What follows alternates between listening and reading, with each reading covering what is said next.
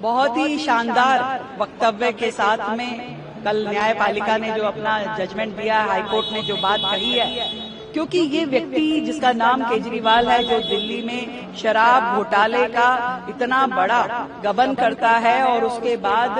न्यायपालिका की सत्यनिष्ठा पे प्रश्न चिन्ह लगाता है, जजेस पे आरोप लगाता है और उनका ये नेचर कि जब कोई जजमेंट उनके अनुकूल आ जाए तो वो अपनी पूरी टीआरपी, अपने पूरे माहौल को गर्म कर देते हैं कि कट्टर ईमानदार हूं मैं और इससे बड़ा न्याय कोई हो नहीं सकता। और जरा सा भी अंदेशा कि मेरे खिलाफ कुछ जजमेंट तो नहीं आने वाला, उसमें आप प्रश्न चिन्ह लगा दें न्यायपालिका में, इस उनके व्यवहार पे ये बहुत बड़ा तमाचा है। और हमें जनता को पूरा विश्वास है न्यायपालिका में, ये जजमेंट बहुत ही बेहतरीन है और ये समझना होगा कि न्यायपालिका पे कोई भी प्रश्न चिन्ह नहीं लगा सकता। जैसे जैसे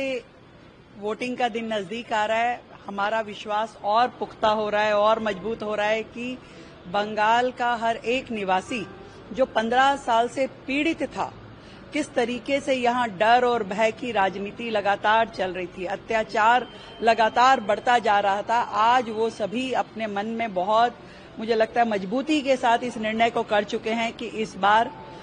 बंगाल में कमल फूल सरकार बनेगी। और ये जो सवेरा उगेगा 4 तारीख को जब रिजल्ट आएंगे तो वो बंगाल के लिए एक नया सूर्योदय लेकर के आएंगे, जिसमें हर एक के लिए सम्मान होगा और भय मुक्त शासन होगा और विश्वास और विकास की राजनीति होगी। लगातार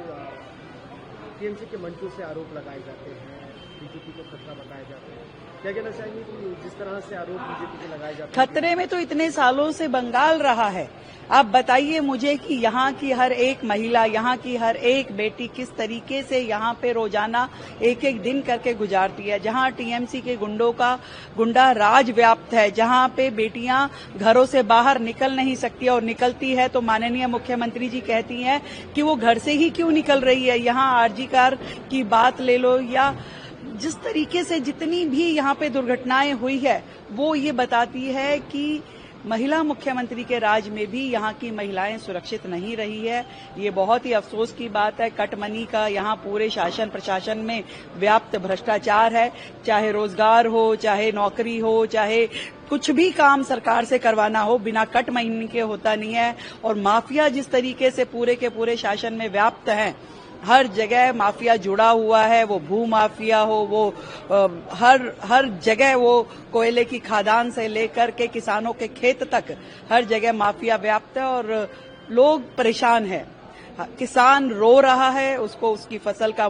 पूरा दाम नहीं मिलता है, युवा रो रहा है कि उसे रोजगार नहीं मिलता है, महिलाएं परेशान है कि उनका सम्मान नहीं है यहाँ। तो ऐसी राज्य की सरकार को किस लिए दोबारा वोट देना चाहिए, ये बड़ा प्रश्न है। ममता बनर्जी बार-बार अपनी सभा से कह रही थी जिस तरह से प्रधानमंत्री रास्ते में उतरे, झालमुड़ी कहा है, एक स्टूपिड ड्रामा था, सजाया हुआ ये ड्रामा था जो कि वो सोशल मीडिया पे हाईलाइट कर रहे बंगाल में आकर। सब कुछ उनके कहने के मुताबिक होता है क्या? वो यदि सड़क पे पैदल चले तो उनकी सत्यनिष्ठा है, और यदि माननीय प्रधानमंत्री जी, वो तो प्रधानमंत्री जी ने तो स्वयं को हमेशा से जमीन से जोड़े रखा, लोगों के बीच में रखा। एकमात्र देश के प्रधानमंत्री, वो सफाई कर्मचारी से लेकर के साधारण मजदूर से लेकर के हर व्यक्ति के दिल में बसे हैं। उसके साथ खड़े होकर के, उसके साथ बैठ करके जिसने एक थाली तक में भी भोजन किया हो, ऐसे प्रधानमंत्री के बारे में वो शब्द जो कह रही है, उन्हें भी सोचना चाहिए। और वैसे कोई अचरज की बात नहीं है, क्योंकि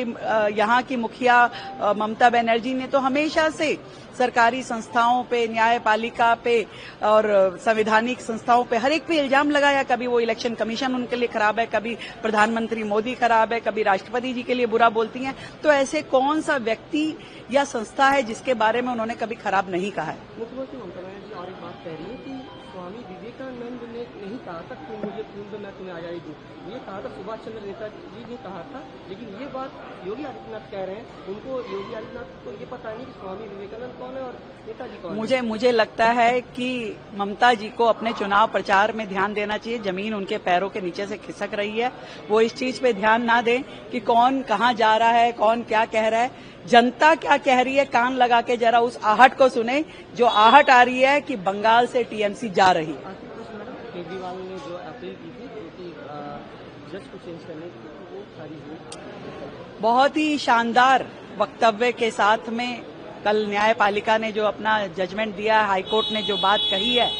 क्योंकि ये व्यक्ति जिसका नाम केजरीवाल है, जो दिल्ली में शराब घोटाले का इतना बड़ा गबन करता है और उसके बाद न्यायपालिका की सत्यनिष्ठा पे प्रश्न चिन्ह लगाता है, जजेस पे आरोप लगाता है, और उनका ये नेचर कि जब